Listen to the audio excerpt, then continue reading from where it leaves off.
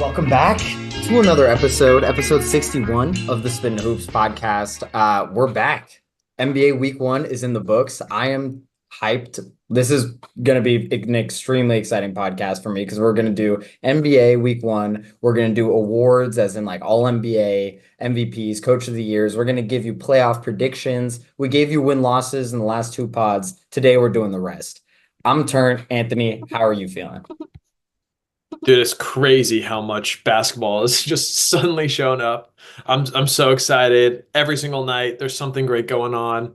Feels like a record is damn near broken every single day. It's great to be back. Dude, it's honestly electric. Like I've watched way too much basketball. Yeah, it's kind of heinous. Like I'm doing nothing else except watching basketball. So yeah, don't text basically. Is what I'm trying to say. I'm busy. But yeah, so we're just gonna talk about stuff that's gone on over the last week. There's been some NBA storylines already. Obviously, it's opening week. But we're also gonna give you some overreactions. Just week one, I have a lot of overreactions since I watch too much basketball. So we're gonna throw those out there. Between both of us, we're really gonna run through that. That's probably gonna be the meat of the podcast. And then we're gonna finish it off with, like we said, all the awards and all that. With that, Anthony, do you want to take us away on the weekly update? Yeah. Happy back to basketball week. We got started with the Celtics and the Knicks. The Celtics go on a threes party parade, actually tie the record for most threes in a game with 8:50 left in the fourth quarter. And then they get nervous and they shoot like we've seen the Celtics shoot in the past, forced threes. So hopefully that does not become a habit. But the Celtics go on and win pretty convincingly. And then Bronny James and the Lakers, uh, Bronny's first game and probably first game in a last game in a while where we'll see him on any meeting, full regular season time on the court. But him and LeBron share some time on the court, which is super cool. And the Lakers win the first of their three games. Both Celtics and Lakers are undefeated to start the year. Um, and we had some extensions, Aaron Gordon extension, Rudy Gobert extension. Yeah, it's been a great start to the year. Max, where should we start? Honestly, the Bronny LeBron moment, like I know it's cheesy. I know the media outlets have been overplaying it, but genuinely pretty amazing moment. Also made me feel really old. I don't remember the NBA before LeBron James. I would never watched an NBA without LeBron James, and now his son's here. Like that's kind of insane, right?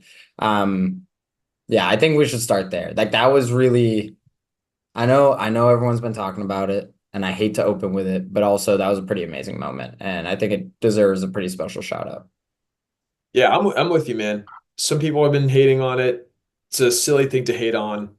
This guy's good enough to you can tell if somebody can play basketball or not.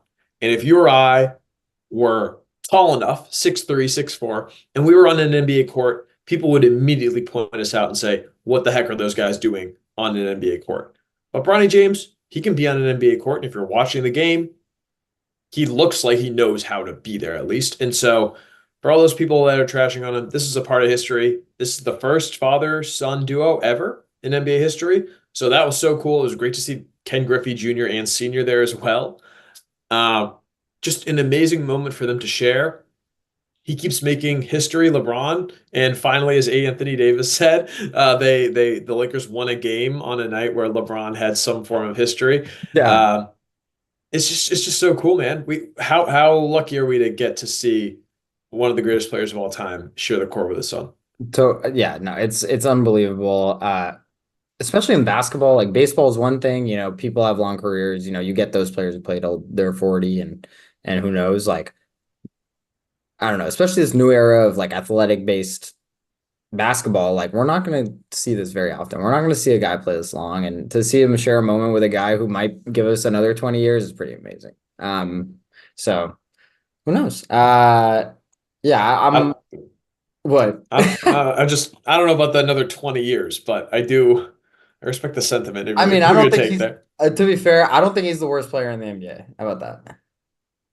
Okay, I think that's fair. Yeah, so since I don't think he's the worst player in the NBA, like He's who gonna knows? have a 20 years I mean, career. not a 20-year career, but Could he stay around for 10? absolutely.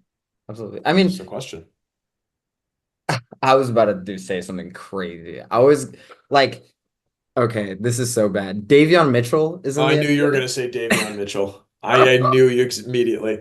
Are we gonna say that Drew Holiday without the offensive game? Is that where we're going with this? No, but like Davion Mitchell, like actually, there's another guy who I'll get to later in the podcast who's actually applicable, who was a second round pick in this draft, who is 6'1" and who's really good defensively, and who I think is going to carve himself a long NBA career, Jamal Sheed on the Raptors. And I think Bronny, who knows? Like, I think he's a year or two off of being Jamal Sheed. Jamal Sheed was also the best defensive player in college.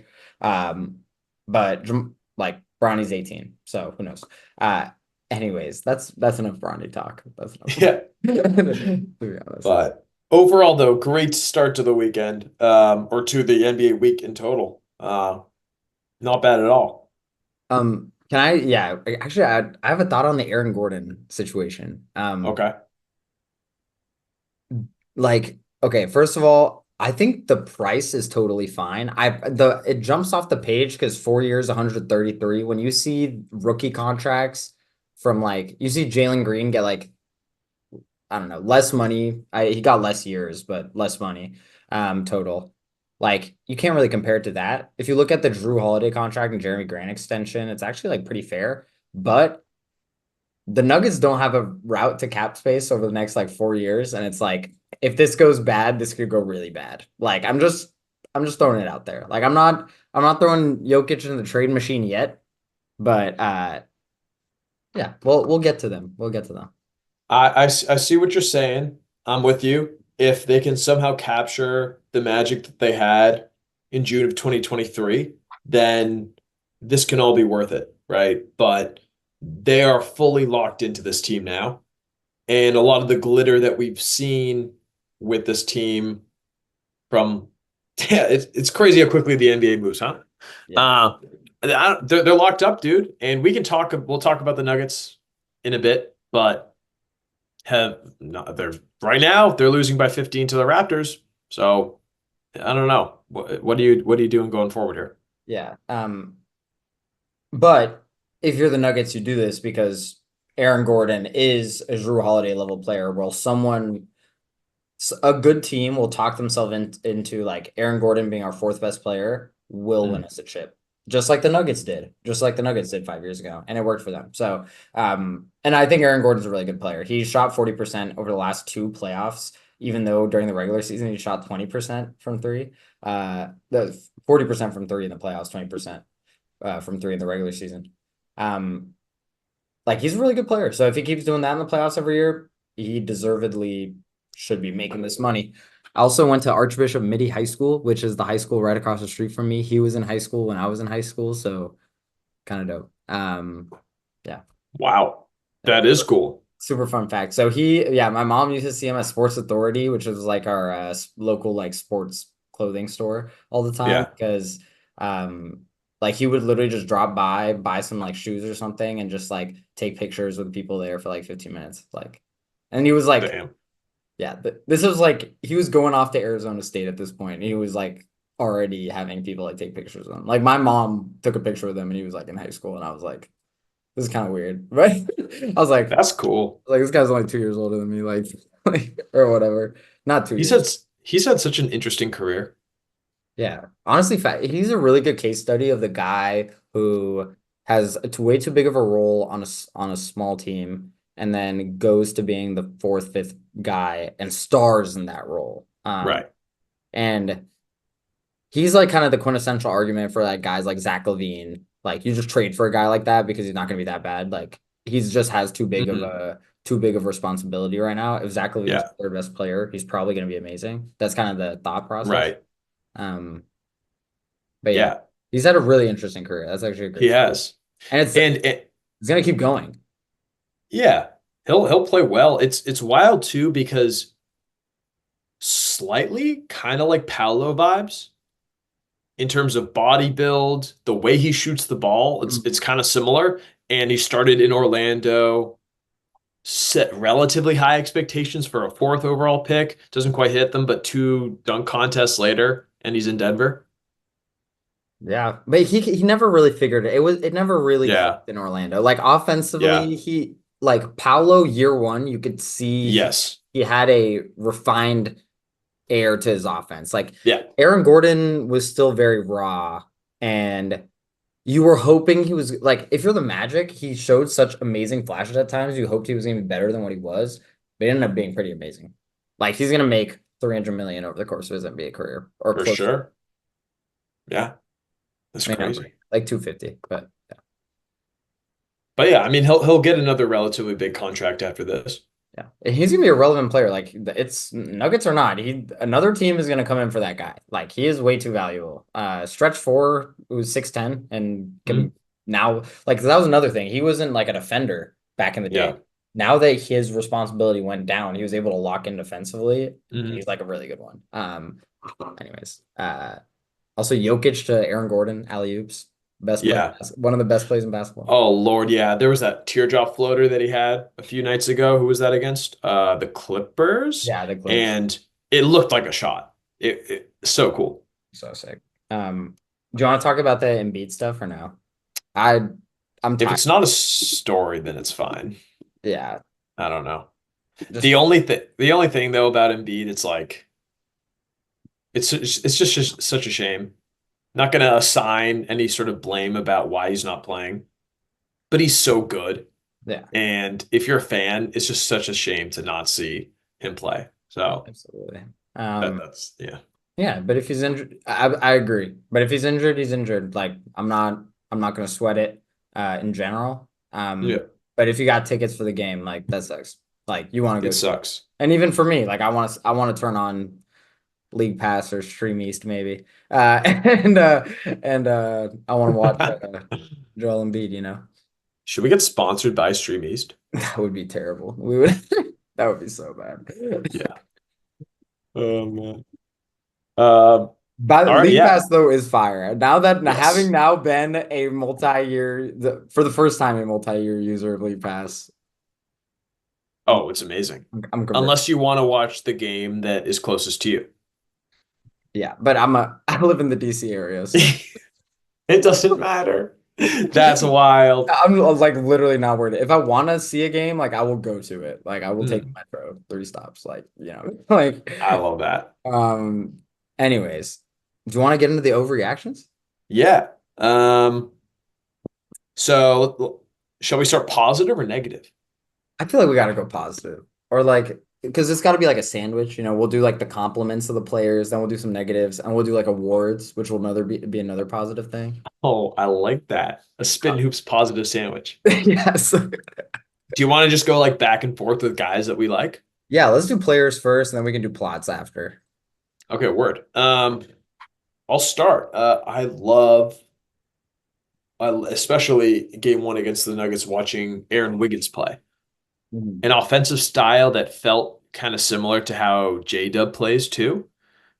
Um, Good defender. He was promoted to the starting lineup. He's shooting, I mean, small sample size, of course, but 70% from the field on fewer minutes than he played as a rookie. Um, Shooting the highest that he shot, but splits of 70. I mean, 33%, so but 100 from the free throw line, averaging 11 points per game.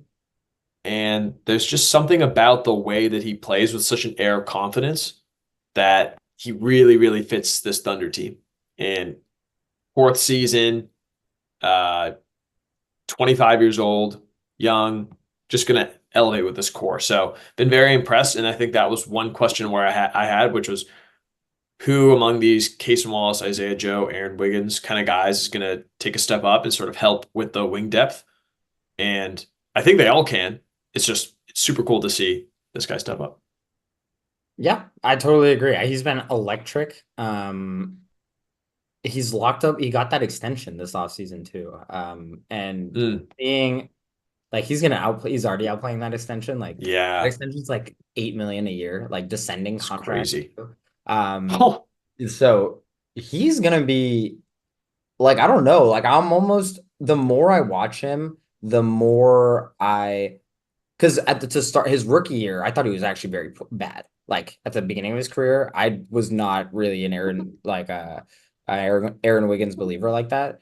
But he's really transcended in the way that like his 3-point shooting now makes him he can stretch the floor. But his defense is really where he hangs his hat, right? Like so he's just been amazing there. Um, big fan, big fan of him. And I think he's going to be a really key piece. Like key pieces like this are the guys who are going to really help OKC get over the top, I think, in certain points. Um, and it makes me think also, it's like if J-Dub gets hurt, like that's survivable in theory for a pretty Mhm. long stretch. Like not in the playoffs, but Oh yeah. Yeah. So yeah, that's my shout out right there to start. Let's great. go. Who you got? Unrelated to Aaron Wiggins, but shares the same last name as Andrew Wiggins. This is kind Ah, of a homer pick. But he's honestly been back a little bit. He's shooting the three ball a ton. He's back up to 6 threes a game, which is the rate that he was shooting at his peak about 2 years ago. Shooting the ball at basically a 60% clip from three. That won't continue, 3 game sample size, but 20 point per game, been super aggressive. He's rebounding the rock, 7 to 7 rebounds a game, which was what he was doing in the playoffs when the Warriors won a chip.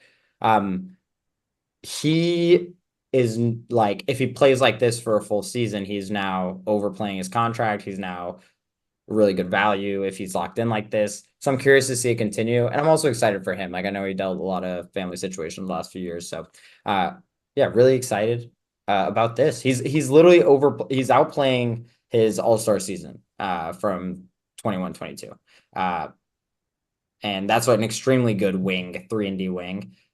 Which yeah. No, I don't want to like no matter which way the Warriors go, he could represent a storyline this season of a player who went from being a terrible contract to if the Warriors are terrible, they might look to move him off, like I don't know. So and that could be a guy contender is interested in. So anyways, it could absolutely. Or you could keep him and see where he goes. of course, but I was He's just so young. yeah, But yeah, either way. I mean, as an option though, it is how old is he? Okay, so he's He's about to be 20. 30. Yeah, or 30. Right. He's coming up on 30. Yeah, I mean, he has good basketball left in him. It is crazy that he's had 4 seasons already of averaging more than 20 points per game, but they were all kind of earlier on in his career. Um, and He hasn't averaged 20 points per game since he was 24 years old. that's wild. There's no reason why he was unbelievable in 2022. He was so good for you for the Warriors in the finals against Jason Tatum and Jalen Brown. He's our He second was best player. absolutely. Yeah, easily. Um, So, I mean, it's great to see him back with a bit of a redemption tour, and I mean, I hope for your guys' sake, he's able to keep it going. Appreciate Salute. it. Salute, Darvin Ham. That is hilarious. Oh man. All right, hit me with someone. Yeah, I got you. Peyton Pritchard. Yes. I want to look him up for. I don't think DraftKings had him for an option for sixth man of the year before the season started, but I texted you about him, and he had a few games at the end of the regular season where he went off. And then he hit that half court shot in game 5 of the finals to effectively slam the door on the Mavericks, the only sort of special teams player known to NBA history. And then he was played really well in the preseason. And so far, I mean, his first game, he was pretty bad. He just hucked a ton of threes. I think it's a bit deceiving because he just shot so many terrible threes trying to break this record. Um, but since then, he's put up 15, 19, and then in this game against the Bucks, he's also scored 19 points. So he's quickly on his way to being a questionable. Can he average 14, 15 a game for a season? He's a momentum guy. He put up 19 in the first half against the Bucks, so now he's a guy that can be the highest leading scorer of the Celtics rotation. Did not see this coming from Peyton Pritchard when him and Aaron Neesmith. Sorry, not Aaron Neesmith. Yes, no, I was thinking of Andrew Nemhart, but yes, Andrew Neesmith and Peyton Pritchard were drafted in 2020. Um, he's killing it. Super fun to watch, and here for this journey. Yeah, I'm still surprised that he's still at like plus 2000 for a six man right now. Um, yeah, he's shooting the shit out of the rock, honestly. And honestly, my worries about Drew Holiday continue, which we mentioned last podcast in terms of just minutes. And Peyton Pritchard's going to play a lot. And He's going to play. What is he playing now? He's playing like 25 minutes a game.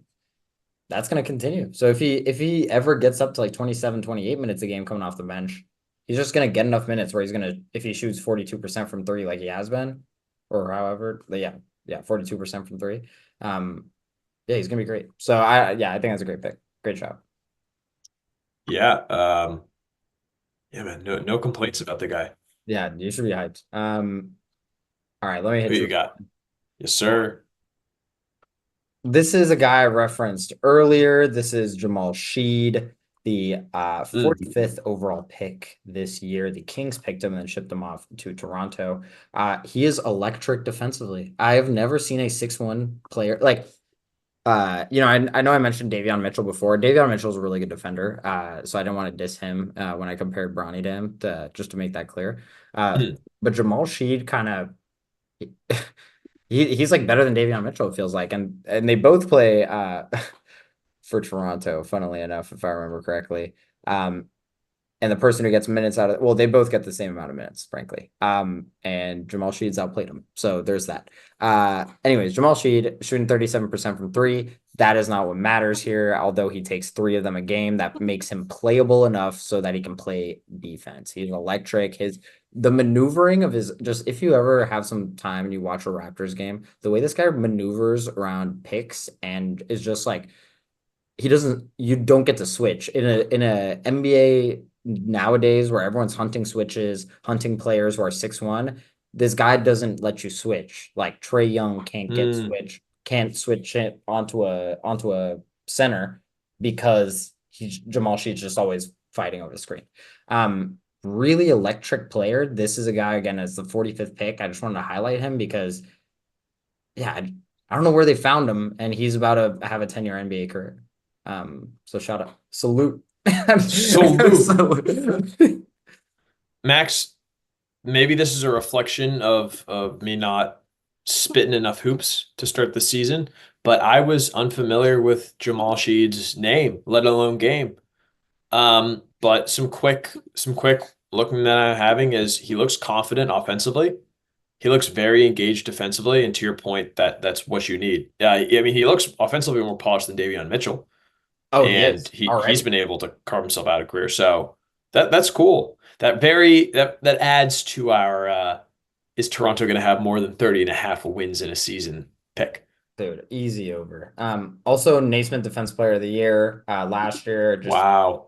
you know, college guys are taking a dub right now. My anti NCAA basketball agendas are taking a hit. With guys like Jamal Sheed who are just hooping. Fantastic to watch. Love him. So yeah. Damn. Hell yeah. Okay. I'm gonna zag a little bit away from positive, but we can keep talking about whoever. Um, You're gonna hit this is negatives? I, Wait, I I just I just have to hit one is you gotta get Jason it done. Tatum. Jason Tatum. Oh, And I say negative because I don't it's not a full negative, but it's a hypothetical negative. And the hypothetical negative is you just won an NBA championship. You've been working on your shot and it's been working, but don't start falling in love with just taking jump shots because it's I don't think it's a good idea. And there's just been too many games where this happens and this offense gets a little bit stagnant and you're hoping for somebody to bail them out. So if you're going to hit threes, hit them in the flow of the offense. Otherwise, do what you were doing in the NBA finals and that is enough. Because if you can hit shots the way you did in the first couple of games, well, against Detroit and against New York, of course, you're the best player in the NBA on any given night. But just don't fall in love with it. yeah, 1 for 8 was a little rough against Milwaukee. He's 1 for 8 against Milwaukee right now. Yeah, right now. Don't fall in love with it. That's all. Uh, he'll be fine. I'm not worried.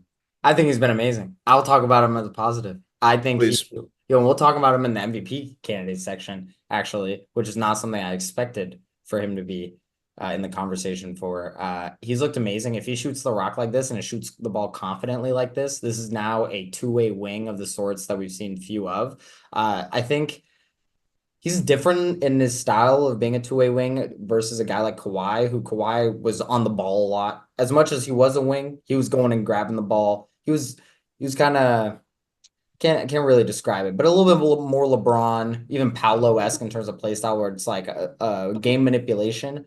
Tatum Mhm. is almost like this demigod of like, I'm 6'9", I'm gonna be a all defensive caliber player. I'm gonna shoot 45% from three. What can you do about it? And Yeah. that's pretty crazy. And so if he stays at this level, I'm really excited to see what he can do. The Missoula offense is awesome. He needs to keep shooting 11 threes a game. I'm behind it. I know you're worried about it. Don't fall in love with it, but keep chucking them. And if you're not chucking them, get to the free throw line a little bit more. His free throw numbers scare me a little bit. Just like try to get back to like 8 a game, 9 a game, like you were at your peak. But yeah, that's about it. No, that's fair. I appreciate the vote of confidence. Looking forward to what he's got this season. Just a just a something that as a Celtics fan can't shake even with one chip. I think that's totally fair. Yeah. Another Who you player, got? another player I got for you is Evan Mobley. Oh. This is kind of this is like an eye test thing. Like if you look at the stats, like I don't know, like technically his stats are better than previous, but eye test wise, he is way more free flowing than I've seen him previous. This is a player I've been very critical of in the past. I was really critical of him last year. I was not impressed with him. But this year he feels really free flowing. The Kenny Atkinson offense feels really nice. I'm actually really impressed with how Cleveland has looked just generally. Because they didn't make any major roster moves. They're kind of just depending on development and really Atkinson coming in and doing really nice things for them. Uh, and it really starts with Mobley, and he's been giving them a lot. He's still only 23, still incredibly young, and he's basically averaging 2 blocks and 2 steals a game at this point, that's the defensive ceiling I saw with him previous. And I was a little worried about him for a second there. And he's looked really good, really efficient from the floor, taking more threes. Um, yeah, just really liking the progression I'm seeing from him. I still think his ceiling is through the roof. Like so, yeah, excited to see how he goes. 7 footer shooting 40% from three, 2 blocks, 2 steals a game, and moving as fast as he can. Like he's a 7 footer playing power forward. So yeah,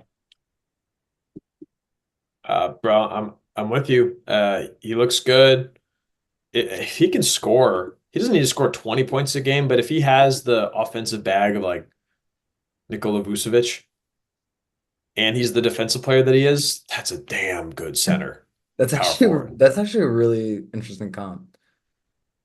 Like if yeah, I mean with a little bit more athleticism, But like you don't need to be. he has lateral quickness. Like last year, I feel like I didn't see much of it, but he has it. Like so, I Mhm. don't know.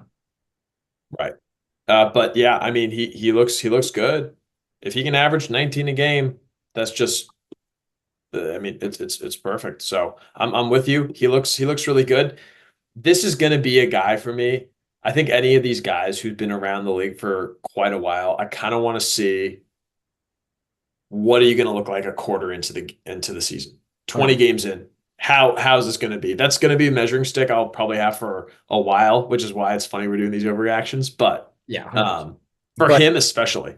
I'm putting it on the radar though, because if he is this, Mm. this changes the Cavs ceiling. Like if this is the sort of player that Mobley is, and who knows, maybe even a little bit better than this, in the coming years, that's looking further. But if he's this season, that I'm talking myself into the Cavs a little bit more. Like I didn't love the way they looked last year, and if they're healthy too this year, we'll see. Dude, no, I'm with you. I am interested. I'm going to bring them up in a few other teams with players we might talk about soon up.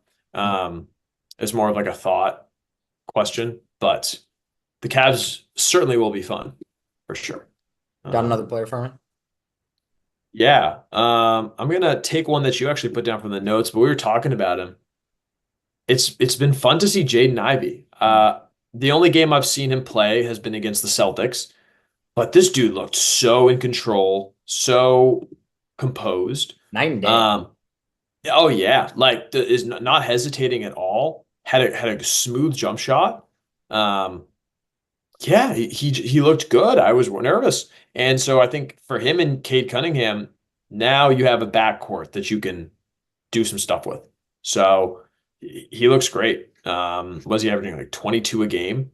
And against the Celtics, he put up 26. He shot great from the field. And he didn't really lose confidence at any point. So Yeah, he's getting to the rack really well, honestly. Like I don't mhm. really Really mind. well. Like his shot percentage wise does it hasn't moved. Like it's still the same, but he's playing with a confidence and a flow, and he's 7 free throws a game. I know we're 3 games in.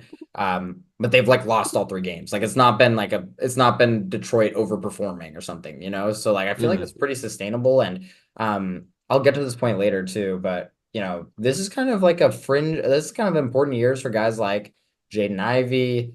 I think who's another good example? I mean, Evan Mobley for sure, but not maybe Evan Mobley's more established. Yeah, yeah, I think this or like who's another or like the A guy, Utah young guys, like the oh, like Keontae George. yeah, like kind of all the guys we like because frankly, this draft class is pretty elite, like in my opinion. Yeah.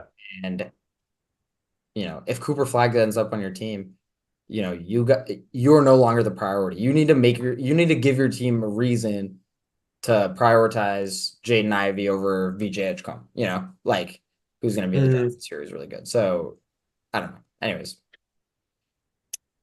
Yeah, sort of. He's in expectation land, kind of halfway between Jonathan Kuminga and Moses Moody. yeah, it's kind of funny actually. Yeah, It but I might be think he'll better do than well. Jonathan Kuminga right now. Um, He's balling. uh, can Who I you give you got? someone that this is my final pick, I think. Where? Someone I need to talk about. LaMelo Ball. I Mm, I talked to talk to you about this right before the pod too. He is electric. I think he might be one of my favorite players to watch in an extremely long time. He's so unique. Uh, he does not play winning brand of basketball at all. That's not what I'm not here to argue that LaMelo Ball is gonna lead the Hornets to a top 6 seed. I'm just I love watching him play. Every time he's on the court, he's about to do something crazy. He's playing like it's Chino Hills. He'll just trail a play. Like the rest of the Hornets, Grant Williams is like actually running a play, and they're running around. And then LaMelo Ball's just trailing the play, and he's like, Grant, turn around, give me the ball. Chucks it, three, swish, get back on defense. And I'm like, okay, did you just casually pull up from 35 and make it? Like, what just happened? So he's just been doing this for like the first 3 games of the season. Him being healthy has just been unbelievable. And I'm excited about the Hornets. Like I like watching Brandon Miller play basketball. I like watching LaMelo Ball play basketball, and I really like watching Trey Mann play basketball, who's another one of these just mm, isolation scorers. I'm gonna cross you up and just chuck up a shot. They're one of my favorite league pass teams. Electric to watch. LaMelo right now is I don't remember what we could if we could redraft our aesthetics draft. I think I would put LaMelo maybe first. mm. I don't even remember where I drafted him, but Did one of us draft him? Did you draft him? I hope we did. We should have. We can go. Um, I, we could. We might have to do a redraft. yeah, Um, honestly, yeah, that would be sick. I'm still putting Zion and Trey Murphy in my top 5 though. you put Zion in your. Okay, that's a different topic. Actually, this state of Zion probably not. This is a different Zion. But maybe we can like go through and make a switch, each of us or something like that. I'll take Jaden Ivey. But dude, LaMelo Ball's been out of control. Yeah, he's so good. It's a privilege that he's back. He could easily be an all-star this year. If he puts up crazy stats, he could be an all NBA player this year. There's always one guy that can drag their team to the 10 seed, and it's like he's in those conversations. Maybe not because of the guard depth in the league right now, but I think the fact that like this LaMelo Ball might not be an all NBA player just says so much about where the NBA is right now. Dude, he's averaging 31, 7 and 7. He's shooting 42% from three on 12 threes a game. And these are ridiculous. Like like the level he just takes ridiculous shots. Like he just literally chucks it and he just makes it. Like he's like if Cam Thomas was like like 6'9" and could dribble and could pass and could rebound. Like I don't know. I could rant about LaMelo all day. I this is yeah, literally one of my favorite players to watch right now. Yeah. He's I still don't know if how I don't know if I'd put him in my top 20 of NBA players though, to be honest. No, that's fair. So yeah. That's fair. Wait, can I bring up another guy? Can I add to another guy that you just said? Yeah, go ahead. Cam Thomas. Absolutely. Like, holy crap. Him and Dennis Schroeder coming together, the power of friendship and beating the Bucks last night. Or 2 nights ago? Last night. And putting up 31 and 5 on ridiculous shooting.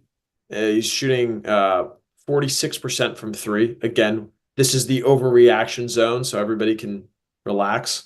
But shooting 90% from the free throw line, he's always been a good free throw shooter.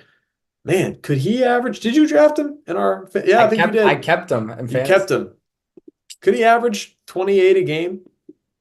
Yeah. Oh, yeah. Like, could he? Could this be the thing that everybody thought was going to happen to Jordan Poole, but to Cam Thomas? Oh, yeah, absolutely. I mean, I think Cam Thomas is a lot better than Jordan Poole ever was. Even last season, if we look at his stats, he just had a bigger responsibility. I mean, he Yeah, was doing the scoring load on a Nets team that couldn't score. Yeah, I could talk. I love Cam Thomas. I love the way he's playing, and also he's doing more than just scoring. He's really like orchestrating the game a little bit. He's doing a lot of passing, like a lot of passing. He's doing more passing than he normally does. Um, yeah, I don't know, like Bill. This is random. I was listening to Bill Simmons podcast, and he's like, "Oh, like Cam Thomas, he just loves chucking the ball," and I'm like, "Okay, like he does love chucking the ball, sure, but." He's throwing off the glass alley oops to Nick Claxton on a pick and roll in the half court. Like these are difficult things to do. Like skill wise, I think Cam Thomas is a lot further than I might have given him credit for previously. And I'm kind of reevaluating what I think his ceiling could be. I don't know if I could ever see him being an all NBA player. Could he be an all-star once? I don't think yeah. I don't think that peak is unattainable. Like he on a bad team could like if he is on a 6 seed team that where he averaged 30 points per game, he's probably gonna be an all-star.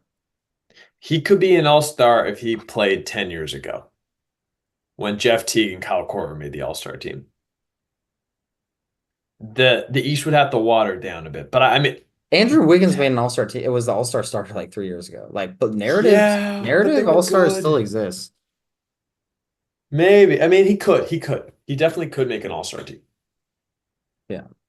Okay. Um, Like, yeah, I'm not saying like I'm just reassessing his ceiling. Like, it's just what I'm yeah, saying. Like, I'm kind of more interested in him as a not just a Jordan Poole type player that I once thought he was. yeah. How about that? It's his career has really been interesting because he has these 40 bombs every now and again in his first couple seasons. And we're like, oh, that's cool, but not really sure what's going to happen. And then he just plays through the entire KD, Kyrie, Harden era. He's just kind of in the background there. And then McHale experiment fails, and now he's ready to go.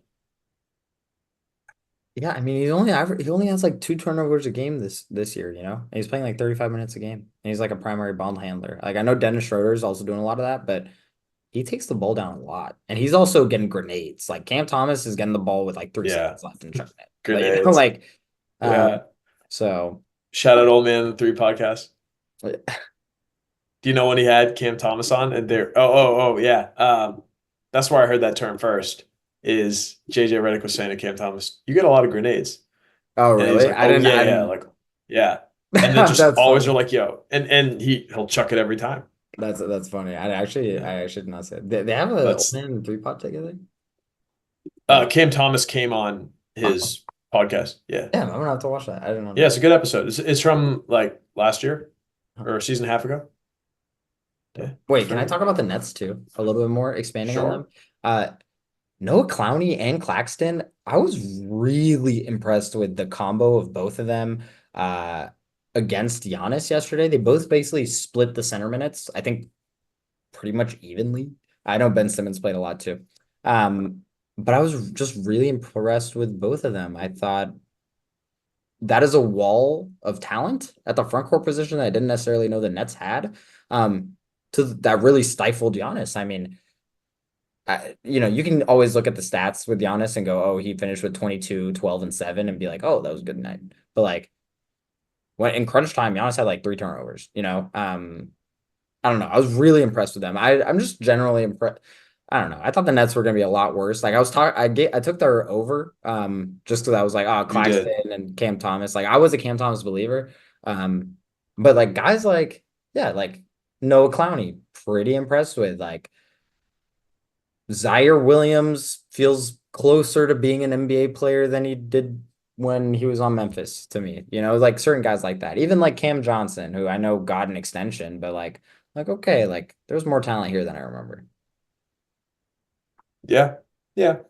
Um, They're not it- changing the world. They're still gonna yeah, they're gonna win 25 games, but but they're just your reflection goes to show the level of depth that there is in this league. I mean, the fact that we can go 6, 7 players deep on the Nets like if they get and Cooper Flag, I'm gonna be pretty excited about that. oh yeah, Lord. Cooper Flag and Cam Thomas. Like I'm gonna be pretty excited. Like that'll be hilarious. Mm. Okay, on the topic of bad teams, I'm gonna get into another one. Obviously, I'm a closeted Wizards fan. I'm just kind of they're a solidly coached NBA team. Like, their new coach Brian Keith, if I remember his name correctly, actually has them kind of playing well, even though they're playing three rookies. I think the three rookies who have the most minutes per game in the league right now are Keyshawn George, Bub Carrington, and Alex Sarr, and they all kind of look like NBA players. So I'm kind of more excited about them than ever in that sense. Jordan Poole is playing well. Kyle Kuzma is not, so we'll ignore that. Um, but yeah, they're gonna be bad, but it's not gonna be a Monty Williams Pistons bad of last year where people are like pulling their hair out. Like kind of cool with it. I'm kind of excited for the Wizards as a Wizards fan. So I just want to talk about them. Um, but yeah, we don't gotta spend too much time on it. They're up by 9 against the Hawks with 4 minutes to go in the fourth. Let's see if they can hold it. Hey, they'll get into Um, yeah, I mean, Bilal Coulibaly's looked good, and you have a serviceable center in Jonas Valanciunas. There's just no even the bad teams aren't terrible. So they're not going to win a lot of games. They're going to beat mid teams. They're up on the Hawks right now. Maybe they can close the door on them. They gave the Celtics a quarter and a half of trouble, so they can hang on any given night. Yeah, I mean, they're gonna be bad, but Yeah, they just won't be Monty Williams Pistons bad. So yeah. that's No, I hear kind of that. I'm happy for them. And also again, these are three guys, Keyshawn George, Bub Carrington, Alex Sarr, who are NBA players. Like they will be good. I'm not worried about them. So Yeah, I mean, they're a work in progress, and yeah, you can go see them. You can see them for so cheap. yeah, for like 10 bucks. That's crazy, Yeah. man. Um, well, on that, I'm gonna move into like a different sort of category of team from these bad ones, and more into this. I don't know what this tier is called, but it involves for me the Cavs, the Pelicans, the Kings, and the Pacers.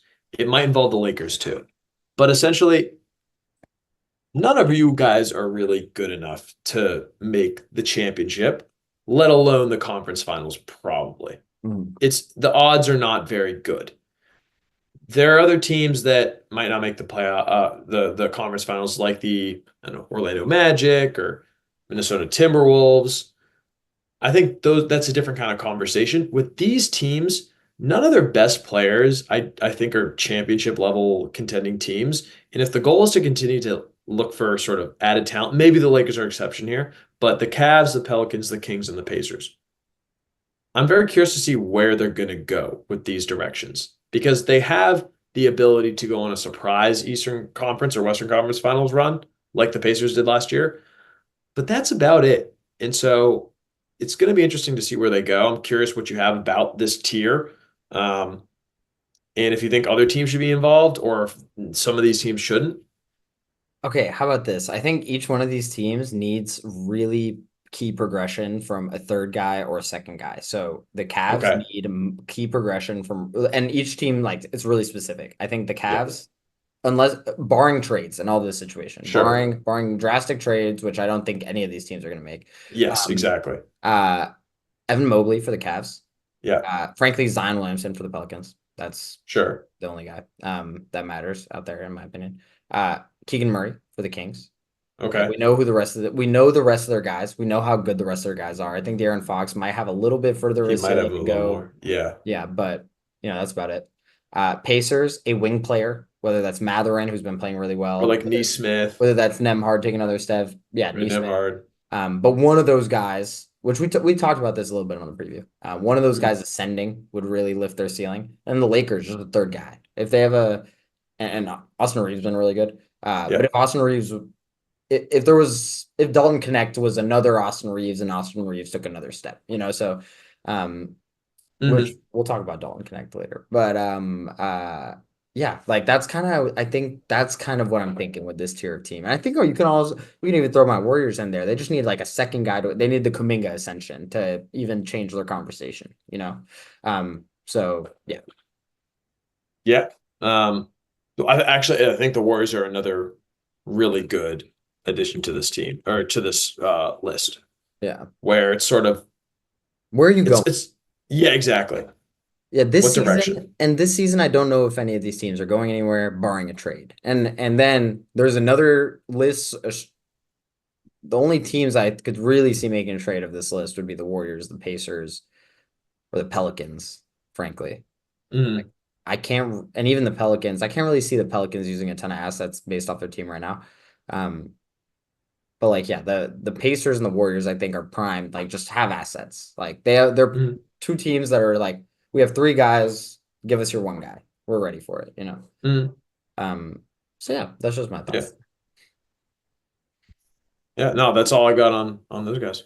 Um, Something I love, John Morant playing basketball. He's back. Mm, The dagger layup that he had in their home opener, I think, or it might have been on the road against the Jazz.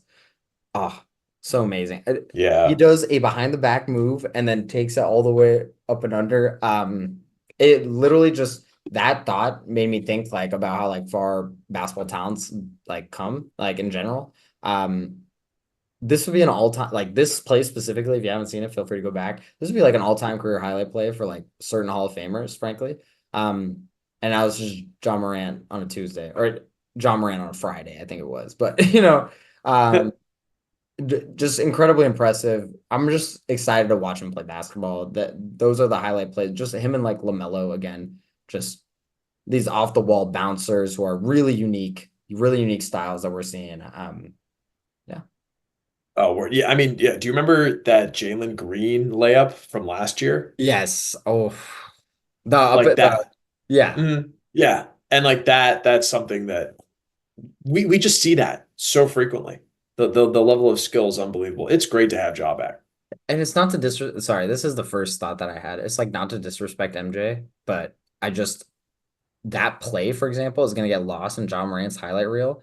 And I've seen like MJ highlight reels in like MJ's bag that might like highlight plays in MJ's highlight reel, sorry, that might not have been that impressive. As impressive as that play individually.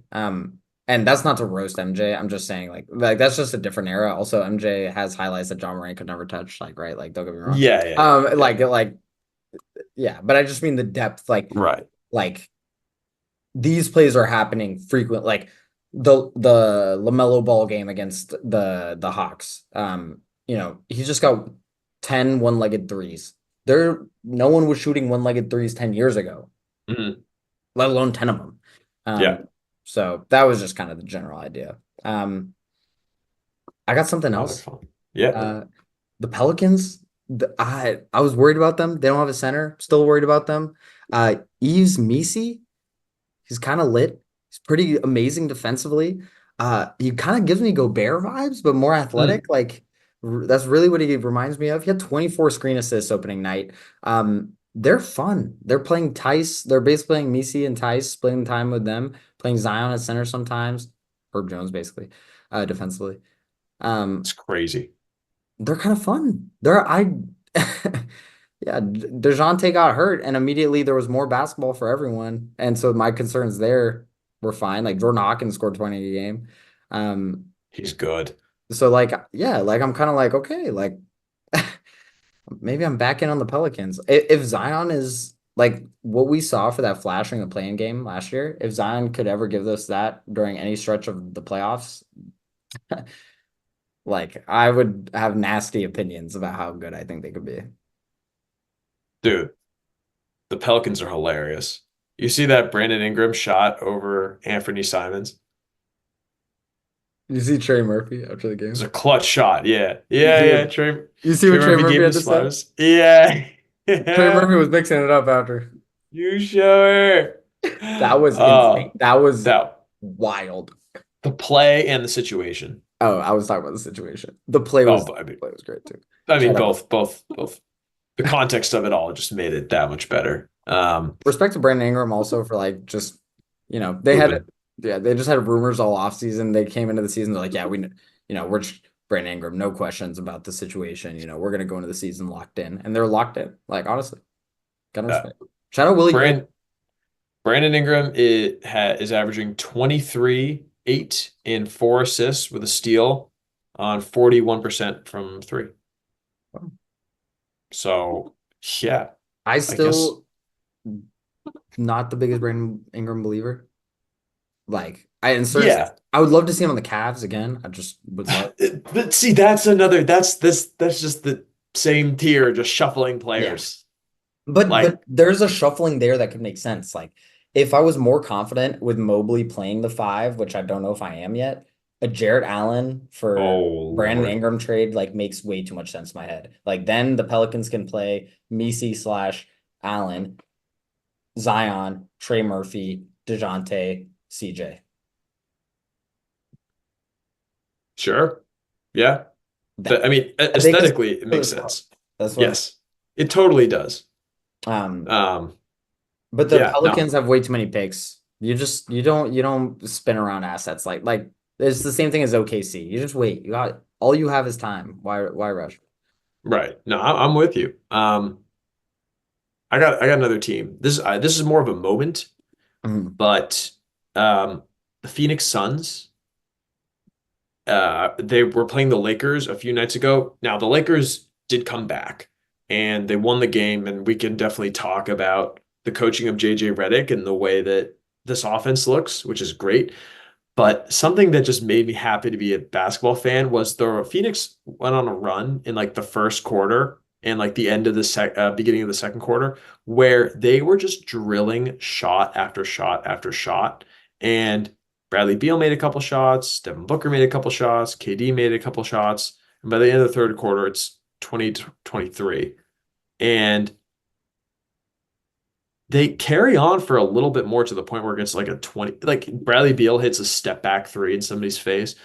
And it was just kind of cool to see this is what the Brooklyn, or sorry, I'm thinking of KD. This is what the Phoenix Suns offense can look like with Tyus Jones at the point guard.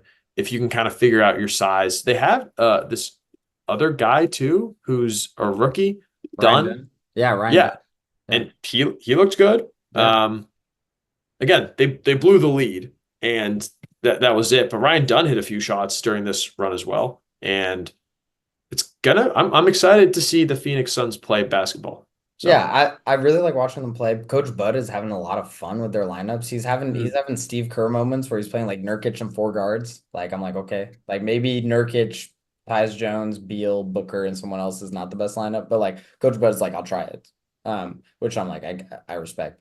Um, I'm kind of more confident in their depth than I ever have been. They're fun. sure. Like they really did well this offseason to fill out their lineup. I'm actually back to worrying about their size. I'm back to being like, I don't know how I feel about Nurkic. But if that's how you were feeling after last year, where you're like, Nurkic is pretty good, like they're in a good spot. Yeah.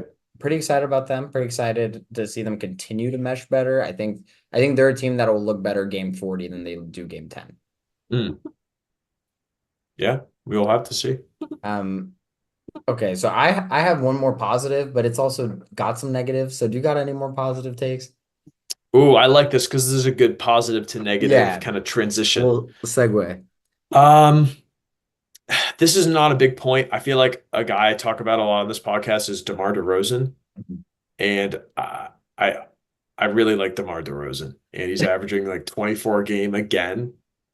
And he could hit 30,000 points. I think you brought that point up Yeah. actually. Um, he fits with the Kings offensively very well. Two tough losses against the Lakers and the Timberwolves. Anthony Edwards has also looked very good. Julius Randle's been solid. We'll talk about that at some point. But yeah, another one of those what are you kind of doing teams, and DeMar DeRozan's right in it. Yeah. Julius Well, Randle's shot profile since the opener has actually been really interesting. NBA University had a cool thing about it where he's basically stopped taking mid ranges since the first game. He's been a lot better. hmm. And they're 2-0 in those games. Well, that's what they need. They Well, need if if he he's does not. that, if he changes the way he plays completely to do that, shout out to him, first of all, Mhm. and they're gonna be nasty. Um, nasty, no pun intended. I Uh like that. uh Let's go. Get out and yeah. vote. That's funny. Okay, so my transition team is the Chicago Oh, Bulls. true. We got some Of course. we got some wins, we got some losses. So wins, Zach LaVine is really good at basketball still. If he plays 70 games, he's gonna be back to being a really good asset. Playing just as well as he always has. I'm a pretty big Zach LaVine believer. I know the money is really big on that contract, but as the player, I really like him. Lonzo's also back. He's clearly not the Lonzo of old. He needs to get up to speed, obviously, but kind of doesn't look that bad. So there's that. For my negatives, I think Josh Giddey is like really rough. I know the face value stats are okay, but the shooting and the floor spacing issues and the lack of taking it's like the lack of taking advantage of defensive weaknesses at times is like a little jarring. Um, Can't feel good about that Caruso trade, in my opinion. And also, Patrick Williams is averaging 7 points per game, makes $90 million over the next 5 years, and has been bad. So, Tough yeah. for That, sure. wins and losses, as per usual, Chicago, they will be 37 and 45. Is that the number? I can't do Mhm. math. And they'll be a playing team, and we'll go from there. They might not even win that many games. Because 37? you might, y- they might not. I mean, especially if Levine's good and the Bulls are like, all right, let's trade him.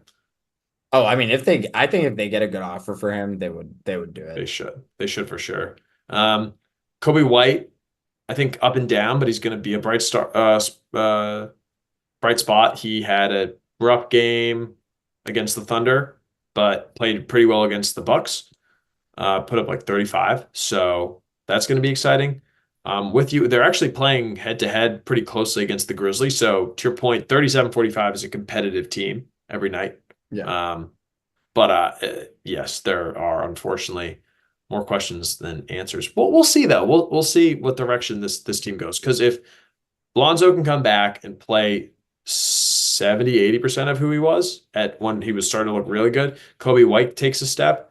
Then you have a good backcourt, and then anything is possible with shooting. So, Yeah.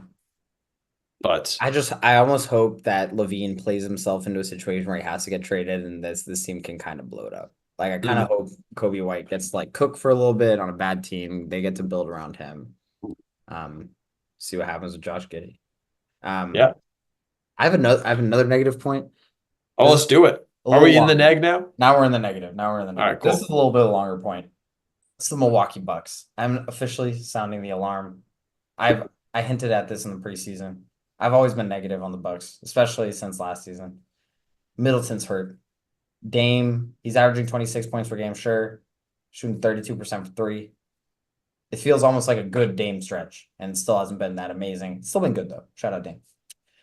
Gary Trent, 10 points per game on 36% from the field, 33% from three. Brooke Lopez, 10 points per game on 36% from the field, 29% from three. Um, they are deeper than a team like the Nuggets, who we'll get to later. I'm not sure how much better they truly are. There should be a team that can just go four out with Giannis on the court, but it's like it's Pat Connaughton and AJ Griffin or whatever his name is. AJ Green. Oh, And he retired. He retired.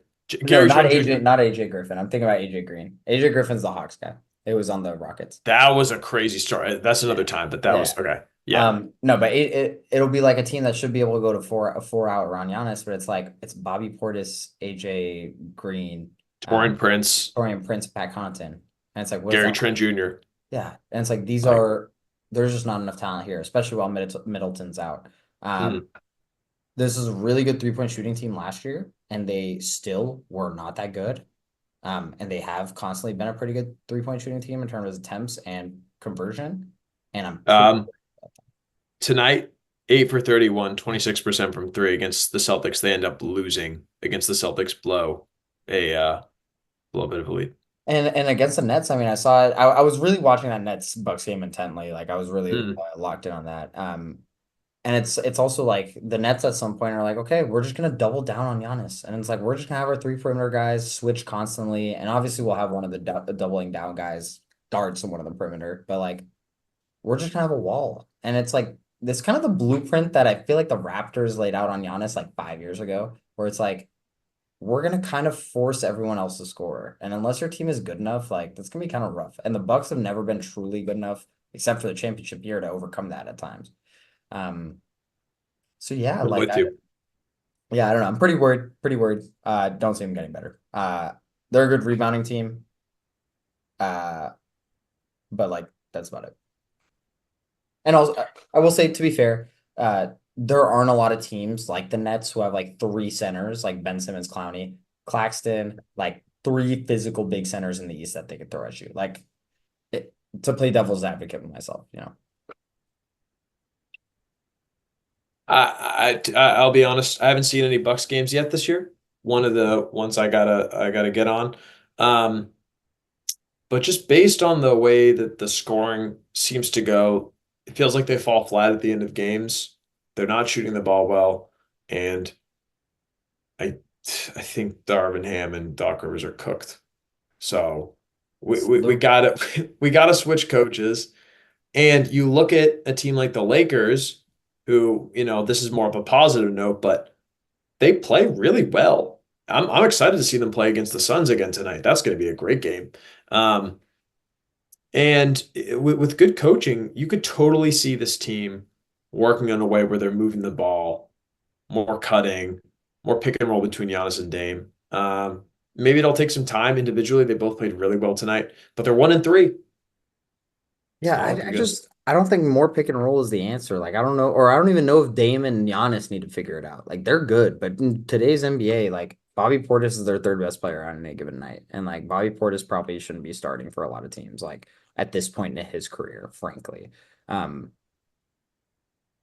I don't know. He's actually, to be fair to Bobby You Portis, think? he's been Isn't he really playing well? he Yeah, is he's been good he has this been year. really good, but he shouldn't be your third best player in my opinion. I just think that's pretty low. That's true. Um, And maybe Chris Middleton comes back and changes something, but come on, this is 33-year-old Chris Middleton. Yeah. And Bobby Portis doesn't start, by the way. We're talking about Bobby Portis like this. He's not a starter on their team. So, yeah. Mm, Um, anyways, yeah, yeah, like for example, if this was the West, if the Bucks were playing the West, they would like it's just rough matchups every night. Like they're never yeah, beating Minnesota, OKC, or Dallas, like in a regular season game. yeah, man. I mean, I'm excited to see where you put them in our standings predictions. Yeah. Another Um, another negative team. Do you want to take us away on this? The Nuggets? yeah, yeah. The Nuggets haven't looked good. They are in overtime against the Raptors, so they did come back. Um, they still have the best player in the NBA. So gonna again, these are overreactions, right? Yes. These are Um, overreactions. and the Bucks might be less of an overreaction than the Nuggets, but they looked slower. They don't have good 3-point shooting. Jamal Murray looks old, and against the Thunder, they did not look good. And against the Clippers in crunch time, they did not look good. So, gonna be curious as to, where this goes. Russell Westbrook has looked absolutely awful. He can't hit a three. Um, yeah, and I mean Jokic looks good as ever, but even he can be dejected. So early on, yeah, this is not a good looking team. Yeah, and I've actually liked the way Strother's been looking offensively, but Mike Malone just will not play a young guy more than like 20 minutes a game. So that's exactly how much Strother plays. Christian Brown's look solid, but I don't know. I said this in the preview. I think Dario Saric might be their sixth best player, and I was kind of memeing about that, but like that might really be true. Jokic said it himself. He said, who are the only two shooters that they have consistently? He said it in a post-game presser. Like Michael Porter. It's literally just Schroeder and MPJ for 3-point shooting. Yeah, he's like, those are the only two. I know MBJ for sure that can make a consistent shot, so we have to figure out ways to generate offense. Yeah. It's Jokic. Maybe it's just going to take some time for people to get going, but I mean, and Jamal Murray, man, he just doesn't look like he has the same gear right now. 6 for 19 tonight, by the way. Ugh. Game still going on. Something I'm a little sad about is two injuries, really quick. DeJounte Murray out for 5 weeks. We talked Mm. about the Pelicans. Sad about that. Stephen Curry injury, obviously, it's close to home, but he is going to be reevaluated in 2 games before a 5-game road stand. Honestly, with an ankle sprain with Curry, can't see him coming back before those 7 games are up minimum. Warriors did have a 77 point margin of victory in their first 2 games, which is best all time in NBA history. Fun fact. But honestly, they have like 4 players playing well: Moody, TJD, Healed, Wiggins. Everyone's been about bang average outside of that, in my opinion.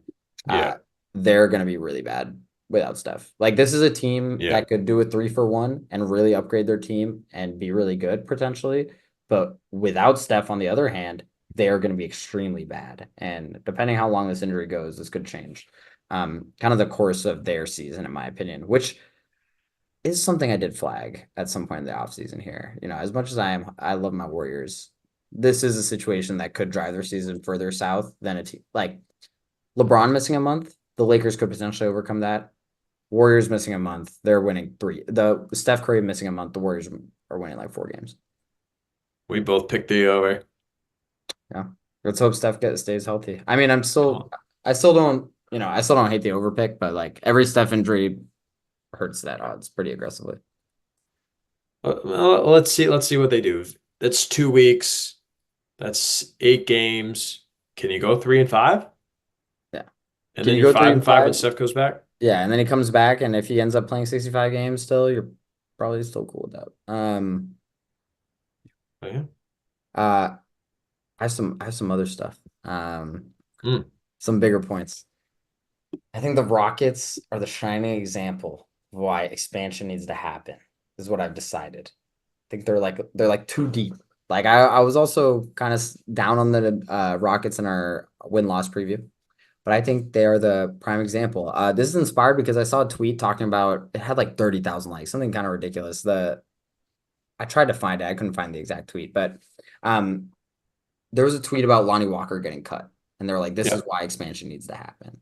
Yeah. I actually think Lonnie Walker should be on a NBA team in general, but I think there's bigger politics about young players and developing young players, etc., that are at play there.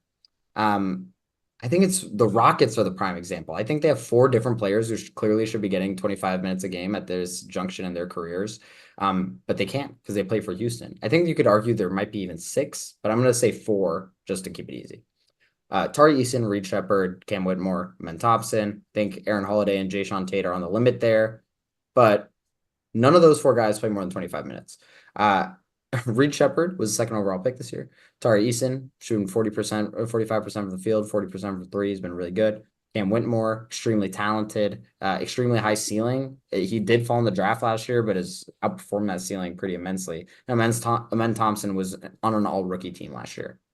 Um, Amen Thompson was on a rookie team last year also and is averaging like the same minutes, which is like crazy because he had a terrible first half of the year. I'm not even mad about Houston's rotations. They have a lot of talent. I think their minute spread is like pretty valid. Like if I was a coach, this is probably what I would do too. But situationally, Reed Shepard is a pretty NBA ready prospect. I still think he's pretty good. He's getting 12 minutes a game. And that's why I think expansion needs to happen. I think there needs to be more opportunities for these. There's so many middle of the road guys who are stuck in opportunities where they can't really play out their situations just because there's so much talent. Like I was talking about the Wizards. Like I got like 7 guys that I kind of like on the Wizards. Mhm. And I think that's kind of the prime example for me, at least as to why expansion needs or should happen. I mean, I think that's fair. What's the latest with um the expansion situation? It would probably be at the end of this season. They would start announcing that it could happen the year after that.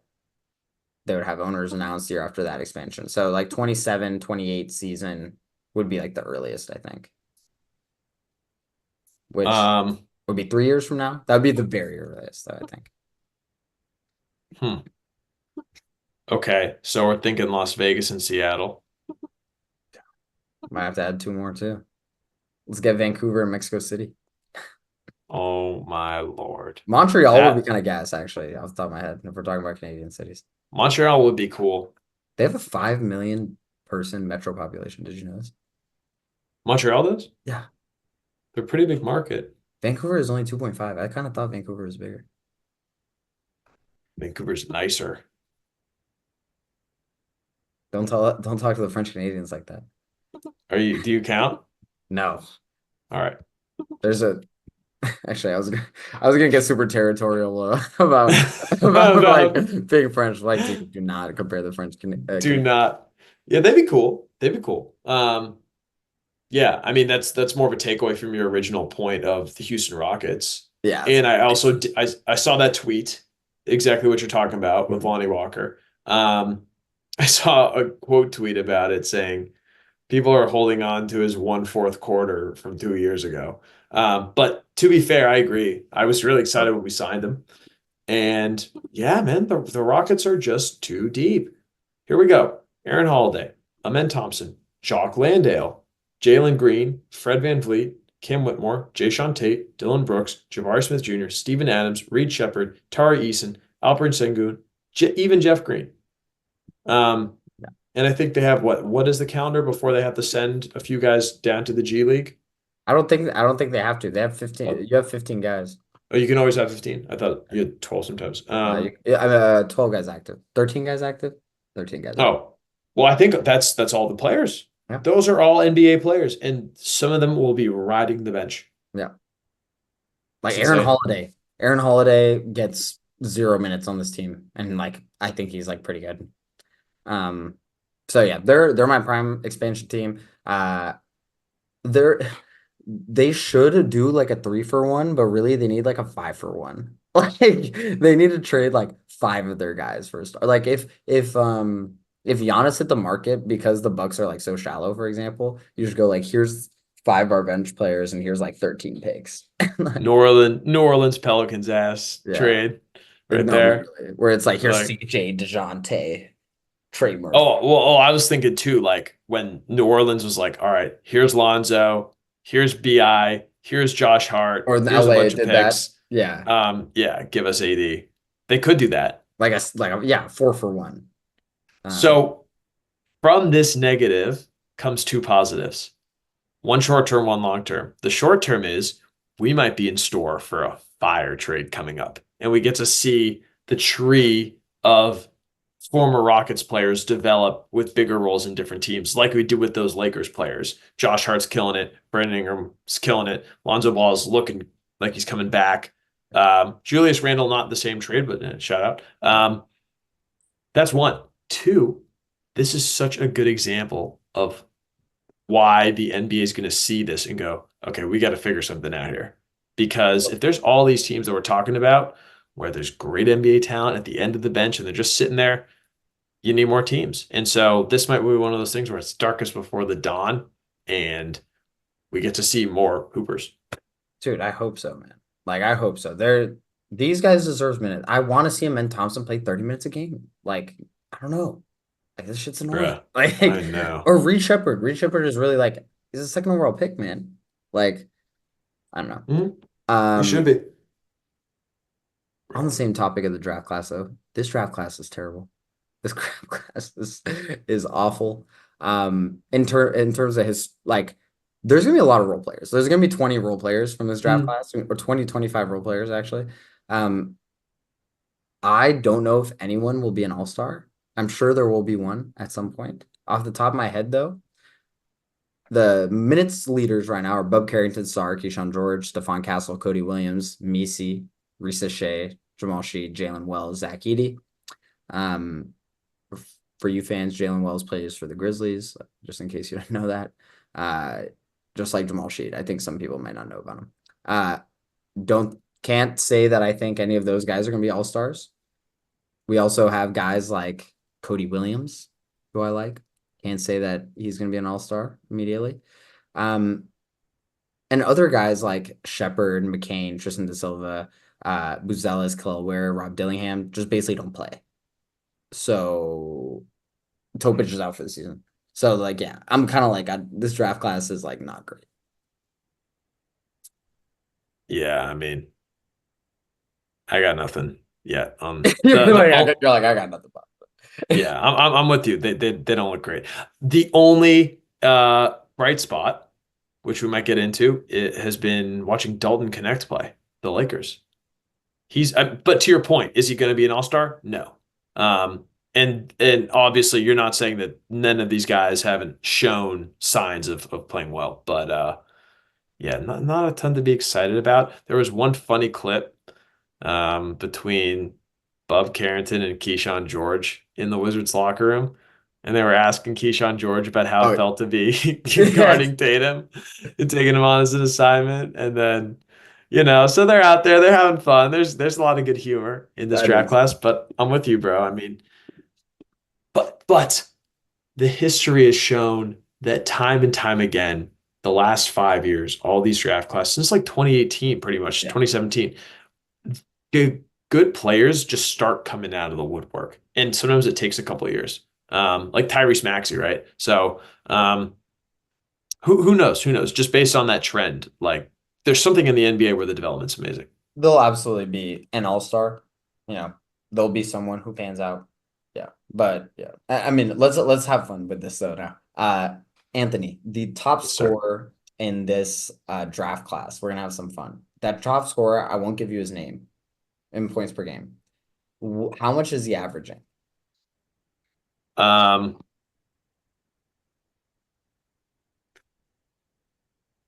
I can't. I don't know. Let's go with 14 a game. The top scorer in this draft class is, but on a points per game basis, as of now, as of recording, sorry, is Jamal Sheed, who's averaging 8.5 points per game. That's insane. Isn't that a crazy fun fact? Second top scorer is Reese Shea on a points per game basis. Um, yeah. Hmm, So, interesting. but that said, like again, like Reese Shea is an NBA player. Zach Edey is an NBA player. Izmi, or actually, dude, I might be trolling. In Um, points per game leaders. no, okay, I was looking at the right thing. Yeah, so yeah, I don't know. Misi is an NBA player. Who else is an NBA player? Like I think Dillingham is an NBA player. I haven't seen a ton Mhm. of him, but yeah. Anyways, No, I'm with you. rookie We'll of the year see. is gonna be kind of crazy. Rookie of the year is going to be kind of crazy. I mean, that's honestly all I got for negative stuff. Well, on the topic of Storylines. rookie of the year, might as well get into Yes, some sir. awards. Okay. What should we start? Should we start with rookie? Just keep that rolling. Just Should close we out start the it from the rookie top? class. Should we start it All from the right. top? All right. All right. I like it. I like it. So start with the big boy MVP.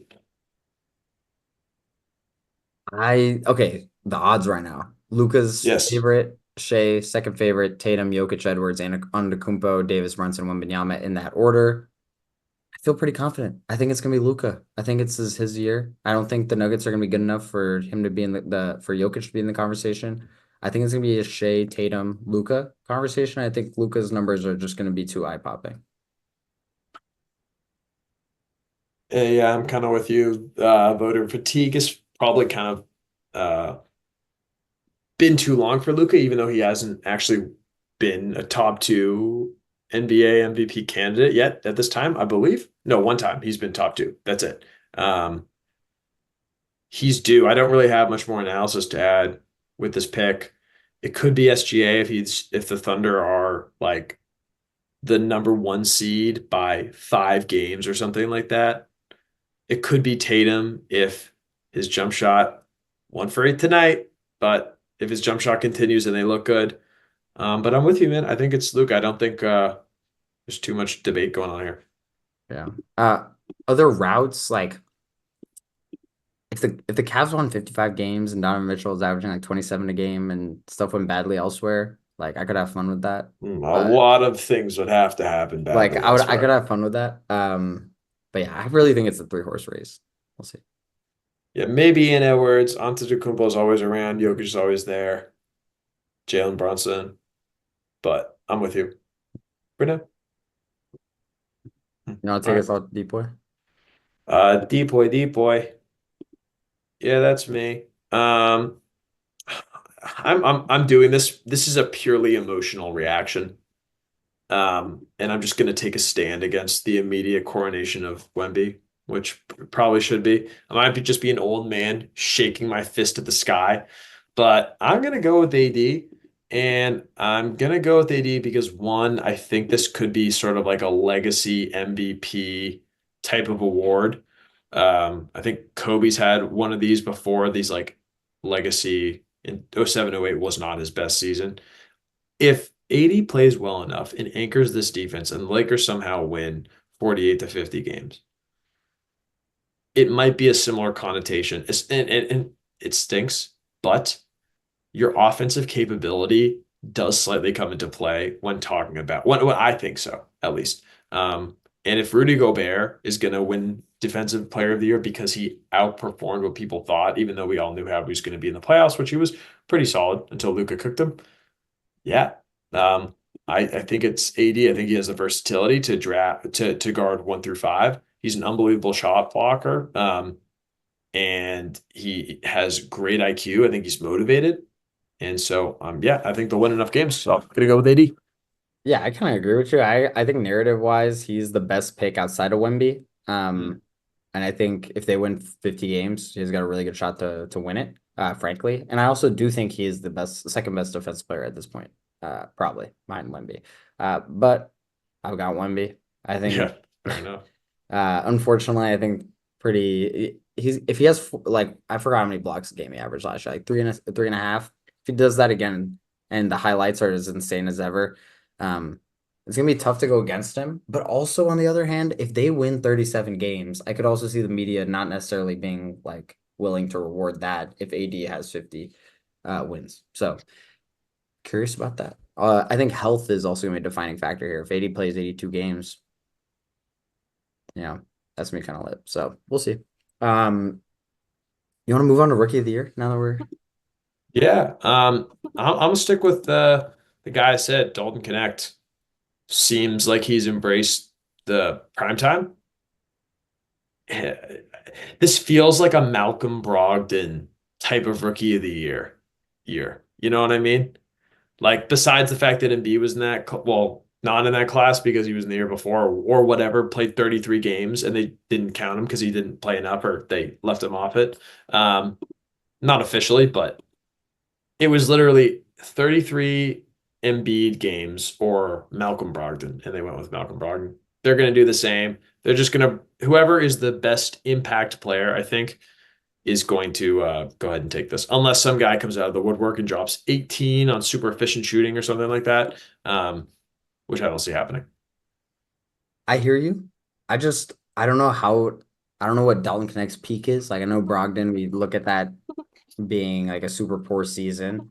And maybe I'm misremembering. But I kind of feel like that rookie year was not as bad. Like it was like 10 points a game at least on good shooting. I don't even know if Dalton Connect's gonna get to 10 points a game. We'll see. Mm, I've got Risache. Uh, I think it'll be a Brogdon style win where he's gonna average 11 points a game and have pretty good percentages, and they'll make a play-in game. It just happens to be that Risache was the first overall pick. um, so that's that's where I'm at. I actually think, yeah, like I think he's gonna win it. And even though he's the first overall pick, no one expects him to. But I think yeah. by the end of the season, people have kind of talked themselves back into it. Also, just eye test wise, kind of like him. I know he's been shooting the ball super poorly, but he's a basketball player for sure. But he's not Anthony Bennett at all. He's not gonna be a great first overall pick. He's like in the history of first overall picks, but yeah, I'm not sounding that No, on him in any way. So yeah. And he's gonna have all the opportunity in the world is another thought that I have. I mean, he's gonna play 20 to 5 minutes a game. So and Trey Young's just gonna throw him the ball every time. So yeah. No, I mean, I think that's fair. Um, yeah, I mean, Some other shouts. Nice. Yeah. Uh, if Misi starts playing 30 minutes a game on the Pelicans and has averages 10 and 10, like that will be enough to win this Rookie of the Year. Um, uh, Zach Edey, kind of same idea. If someone can average a double double at all, like you're probably gonna win the Rookie of the Year. So Right. Yeah. If Reed Shepherd can scratch and claw his way into 22 minutes a game, he could win it.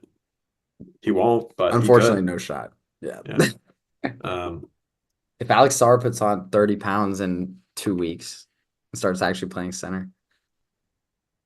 Any of these guys, man, they all have a shot. It's there. It's the Yeah, most open one in a long time, not for a good reason. But 100%.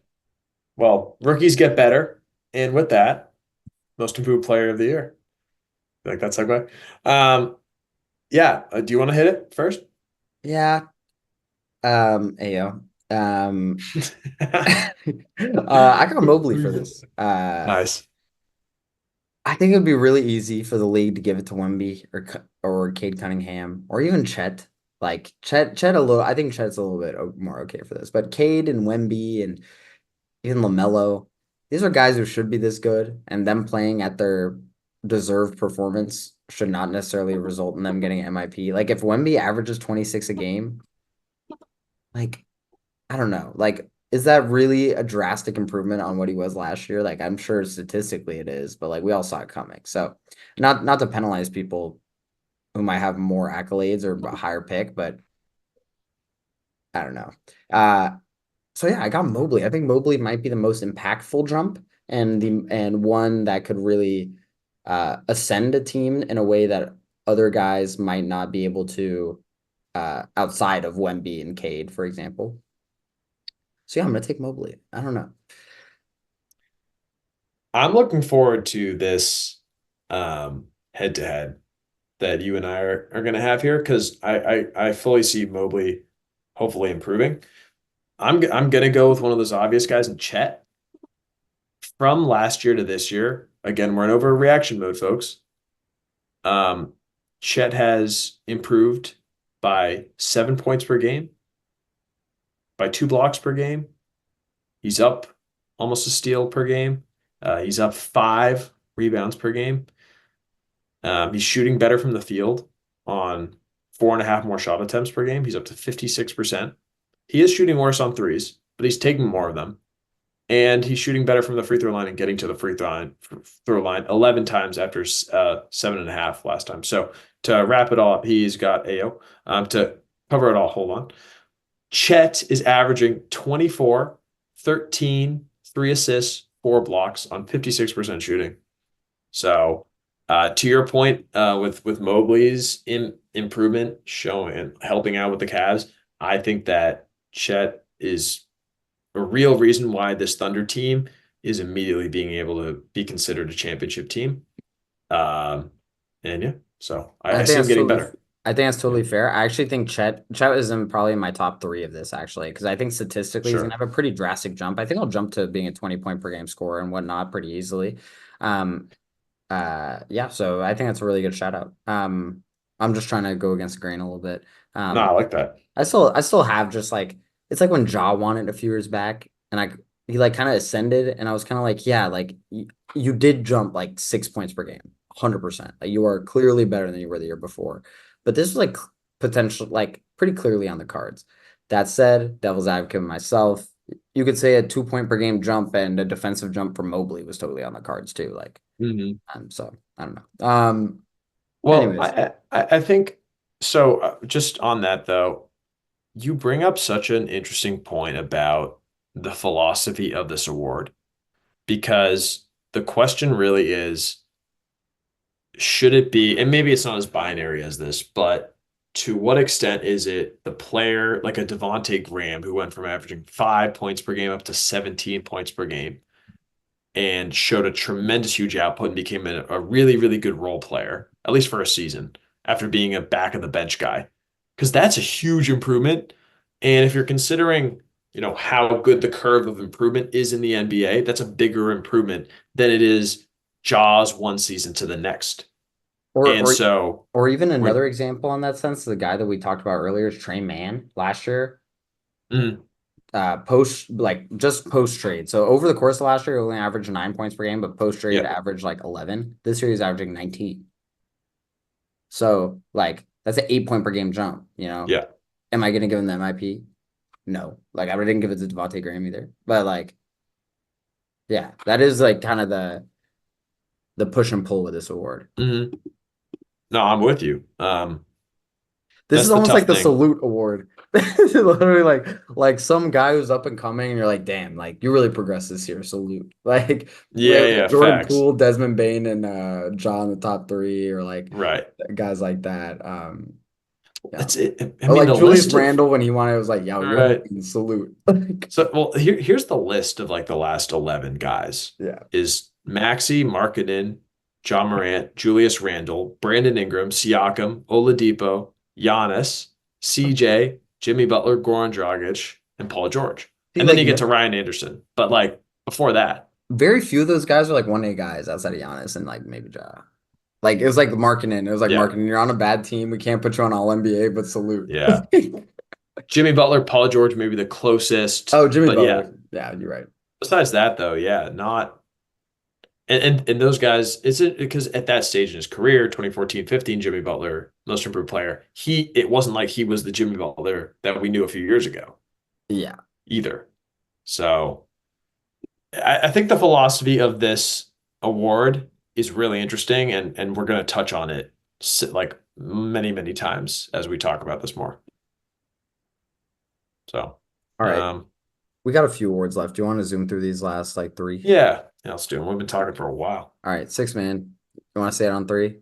All right, Three, three, one. two, one, Malik Monk. Monk. Yeah. Oh, well, Perfect. nice. Uh, Uh, yeah. I mean, I think he's the favorite, deservedly so. He's gonna get by far the most room to hoop as a six man. He's traditional six man, fits the mold.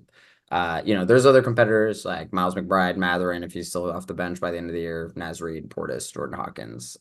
I think Malik Monk pretty clearly. If you're not betting for the odds, like if you're just saying who's most likely to win it, he's pretty clearly most likely to win it for me. and let's just keep an eye on Peyton Pritchard. Big shout out. But other than that, yeah, I'm with you. I think it's going to be him. Clutch player of the year odds: Steph Curry, SGA, Luca, Trey Young, De'Aaron Fox, etc. That's the top five. I've got SGA. Think they're gonna win 60 games. He's gonna be really clutch. And I honestly just, yeah, I think it'll be like consolation prize, like no MVP, but here's your clutch player. Yeah, and I kind of see just he's gonna be on national TV a lot, hitting big shots. Yeah, that's fair. I think that's such a good. This is a tough one to call to make. Yeah, I'll go with a former clutch player of the year, or no, finalist in DeMar DeRozan. Again, my weird late love for DeMar DeRozan's like sneaky longevity coming through. Kings are going to be in a lot of close games. He's going to have a lot of opportunities to hit the game-winning shot. Even though De'Aaron Fox, who is another clutch player of the year, is there. So, yeah. all right, who we got? Coach of the year. I've got your boy Joe Maz. Think you guys are gonna be shooting the ball, and I think people are gonna want to give him the credit where it's due. You guys are gonna win 60 games probably. Other favorites are like JJ Redick, Mike Budenholzer, Jamal Mosley, Taylor Jenkins. That's the top five. With Missoula. Yeah, I think Missoula's probably gonna win it, and deservedly so. He can be the Celtics coach for the next 30 years, more if he wants. I would love that in him. Uh, I could see it being Jamal Mosley for the simple reason that he was runner up last year and maybe he kind of continues on that trajectory. Um, if the Magic can be a top two seed, which I think they have that possibility, um, I think they give it to him. So I will go with Jamal Mosley. But I love the Joe Mazzulla dude. Yeah, like shout out, bro. He is crazy. He's insane, He's like and kind of I changed the just love NBA. it. Joe Masball, the percentage of threes that the Celtics take and make, and that's like also shout out Brad Stevens for giving him a roster to be able to do that. But Joe Mhm. Maz is taking the team and understood the assignment. Um, so shout out to him. Feeling it. You want to get an All NBA? Now we're gonna do All NBA. We're gonna do the standings and then just wrap it up with our finals predictions. This is more into my niche. This is the stuff I like. Um, I'll give you my All NBA first team, and you can give me yours. I think it might be the same one: Luca, SGA, Tatum, Jokic, and Giannis. I think there's one guy who I think has got a real good chance to break into that, but I kind of see those being the five. I don't have any analysis to add. I'm with you. Uh, they're the five most they're the five best players that should average at least 67 or Yeah, 65. 65 games played. So Yeah. I hear you. Yeah, because yeah, exactly. So Embiid, if he played enough, I think he could knock on the door. But I think you'll probably notice that Embiid will not be on these lists just due to the game requirements. Um, but to round out my second team, one guy that I think that to start my second team, the one guy that I think that could knock on the door of the first team is Ant Edwards, depending on how many games they play or how many games they win. Sorry. And then with him, I think it's gonna be, I think it's gonna be Anthony Davis. I think it's gonna be Jalen Brunson. I think it's gonna be John Morant, and then it's gonna be Paolo Banchero. I think Mm. John Banchero, they're both gonna be on top three teams. They're both gonna in their respective conferences. I think they'll be rewarded for that. Brunson will be up there as well, but Brunson could be a top five seed. He's gonna put up 25 a game and look amazing, orchestrating the Knicks. And Anthony Davis, I think he's gonna be really good once again. I think Anthony Davis has been really good and probably hasn't gotten the credit he deserves. So I think we might get a narrative shift because it's LA too. But yeah, I think that's gonna be my All-NBA second team. You just talked me into AD, because he's too good. He has to be there. Um, the subs I'm gonna put in for your guys are instead of Banchero, Morant, and that's it. I'm gonna have Maxi and Booker.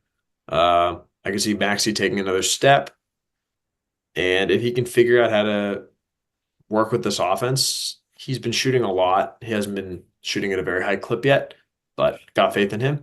Booker, I just think after the Olympics, smooth game. I think Phoenix might be sneaky good. So I'll put him in for the second team. I think that's totally fair. I think Maxi's just got a pretty difficult route. Like he's really got to Yeah, lead this team like 45 wins. yeah. Like if Joel Embiid's not playing much, and even then he might not get the credit he deserves. So yeah, I'm keeping an eye on him. I'm just worried about that in terms of all NBA voting. Booker, love him, love that pick. I actually don't have him in my all NBA section, Mm. um, but he's on the cusp. Just So goes to show how deep the yeah, NBA is. Remember when uh, like Joakim Noah and Goran Dragic were the all NBA third teamers? It's crazy. Joakim Noah was a top four MVP one year. That's crazy. Man, That's a man, fun fact. we were really in the mud. Yeah, seriously. Although he was very good, shout out, but yeah. He was He very was, good. he was very good. Of course. I like how we said that as if he was going to hear this podcast and Yeah, be like covering like, our "How bases. dare you?" No, but it's like I hope people know we're not just roasting Yeah, him. He was obviously a for very sure. good player. Yes, yes. Defensive player of the year. Yeah. Yeah. Uh, Anyways, for my third team, I got Steph Curry, I got Victor Wembanyama, I got Donovan Mitchell, I got Kevin Durant, and I got Zion Williamson slash LeBron. Zion Williamson if he plays enough, because I think the Pelicans will be good enough if Zion plays, where he will be all NBA for once. I think it'll be better than last season. Uh, if they are that good, he's Zion Williamson. He probably won't play enough games, so LeBron. I'm gonna put him there. Um, Curry, I think, is an interesting case. He might not play enough games, especially given the injury that we know of. I kind of made this list before we knew of the injury.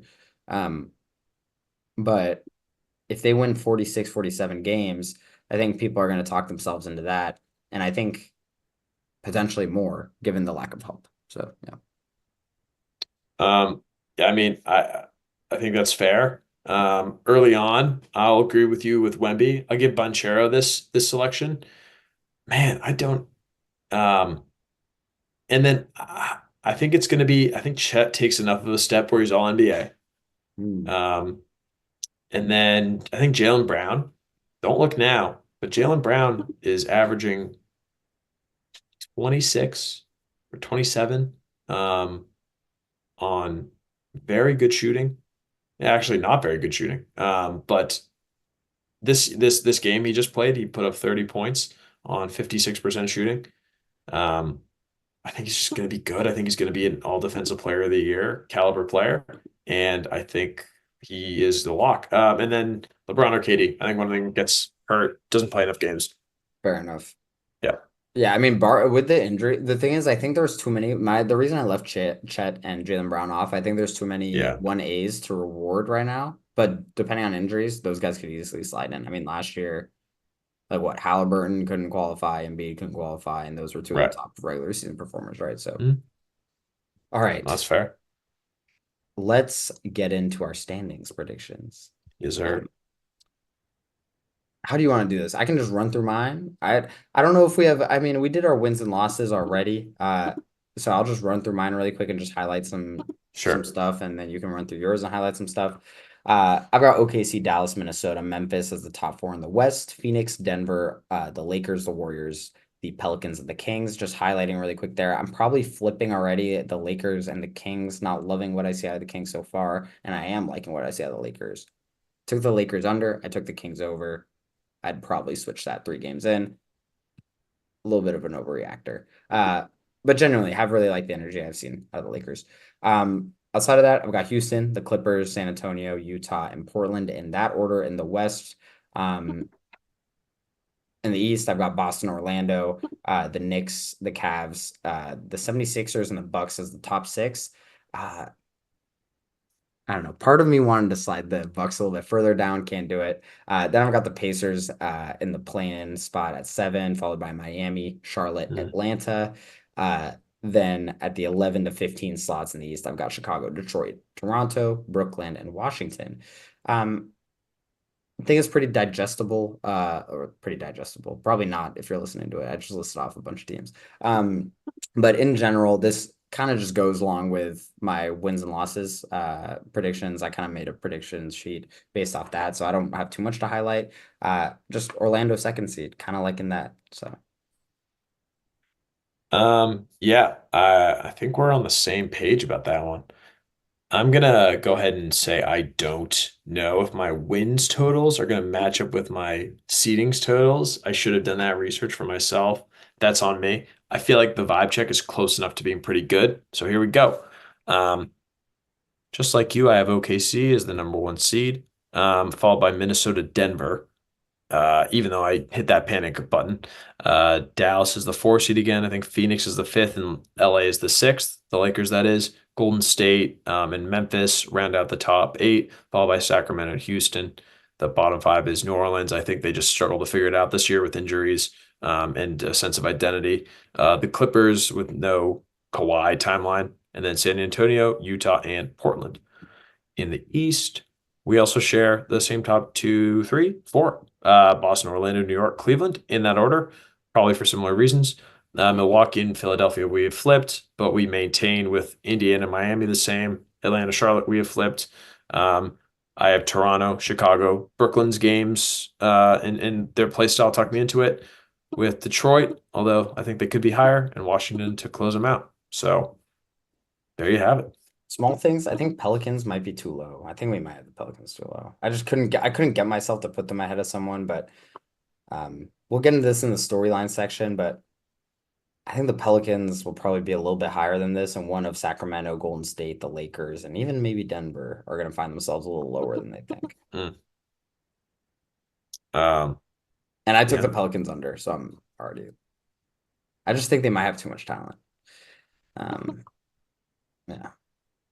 Yeah, I'm so interested to see how these shake out. I got Excited for sh Detroit. I got Detroit yeah, a little higher than you. I you think you do. probably are a little closer to where they will be. Maybe I'm a little hopeful. Mm. But I'm enough higher on Milwaukee to give them the 5 seed. Um, yeah. probably. I think One I slot. one slot is true. Um, yeah. Who Damn. do you have winning the East and the West, and who do you got to win the finals?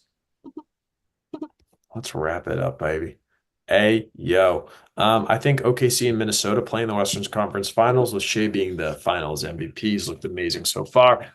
Boston and New York play in the Eastern Conference Finals. Jalen Brown repeats as the Eastern Conference Finals MVP. And then I think Boston comes back to win it again. with Tatum claiming his first Finals MVP. think that's totally fair call out. I've got the same Eastern Finals. I got Tatum winning the finals, the Eastern Conference MVP. I kind of think Tatum is going to be on a mission this year. In the West, I've actually got Dallas and OKC in the Western Conference Finals. I've got Dallas, just Luke. I need to see.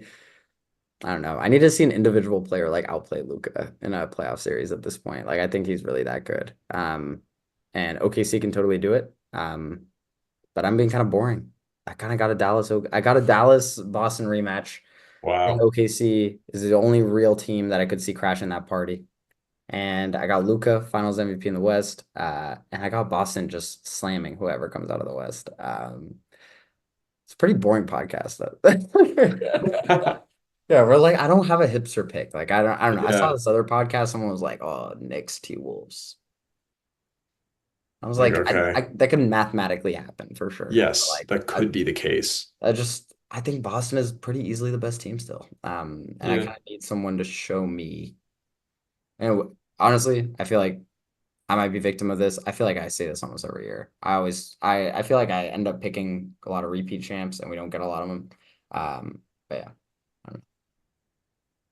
It's hard to repeat. This does feel like the most likely repeat team. Um, but obviously, yeah, to your point, not since the Toronto Raptors has there been a championship team without expectations to go back to back. Yeah. So that is what it is. Kind of interesting call out. I didn't think about that. Any storylines just before we wrap it up? Personally, off the top of my head, just Jimmy Butler and Giannis rumors are going to be fun, but I'm just kind of more interested in the idea that I don't think many good players are going to be on the market. Like, I just think a lot Mm, of these teams kind of have who they have, and they'll reassess in the offseason. But I do like the idea that I think there's a lot of bad teams like Jaden Ivey types, like we talked about this. They're going to need to mm. perform with guys like BJ Combe, Nolan Traore, Dylan Hart, Braze Bailey, Cooper Flag, all in the draft this year. I think the Jazz are going to be another interesting team to look at in that sense. Um, Maybe even Portland. Uh, yeah, those are just some things I'm looking at. And I also think one of Memphis, Denver, and Phoenix will probably end up being in the play-in. Like, I don't think we're gonna perfectly call out the top six. And you've got Memphis in the play-in, for example. So Mm. that's, but I feel personally fairly confident that Memphis won't be in the play-in. So in my eyes, who will that like? Yeah, who if the Pelicans aren't in the plans and the Grizzlies aren't in the plans, some other team is going to unexpectedly drop. So, and I think Denver is on the short list for that. So, anyways, Yeah, yeah. I guess mine are Brandon Ingram. He's been in the news. Is he still going to be in the news, or are the Pelicans going to kind of weirdly rally around him? Um, and I guess Lakers. I'm curious to see what happens after a 3-0 start to the season. Uh, LeBron JJ Redick James. looks good. Yeah, LeBron James will continue to happen. Another triple double, 13, or sorry, 32, 14, and 12 against the Kings. Um, just a pleasure to watch him play. Salute. Yeah, that's going to be the meme of the pod. But Yes, yeah, sir. with that, Um, this has been. Do you have anything else to talk about? no, sir. I feel like Feeling this good. has been one of our more thorough pods. This is gonna be like a 2 hour podcast straight up. Yeah. Is So it we're eight? back mid-season form to start the season, giving you maybe too much pod. Um, and we'll be back shortly. Yeah, I'm gonna be in a new. This is the last time you guys are gonna see this background, by the way. I'm moving to a new spot, so We're gonna miss it. yeah, I'll try to make it a little bit better. Maybe a little sports theme, maybe, or maybe. Nah, I'm Hmm. 25. Maybe sports theme stuff on the wall isn't a good idea, but I think it's a great idea. you don't have any sports theme stuff on your wall. Yeah, but that's because of the layout of my room. Got your ass. Yeah. Yeah. You know what? We're not spinning interior design here. Spin hoops. Spitting HGTV would be crazy. Yeah. Spin pimp my crib. Oh my God. Oh, great show. Well, I think with that, love you guys. Thanks for continuing to listen. Shout out to our 68 now subscribers. Loving that. Keep arguing. Salute. All y'all. Yeah, hopefully you don't feel like we're Darvin Ham every once in a while talking up here. But yeah, please continue to engage with us. Give us ideas, topics, argue with our takes. We love it. So we're always here for it. And Please do. yeah, we'll be back soon enough. And watching NBA, Spittin Hoops, baby. Holla at you. Salute.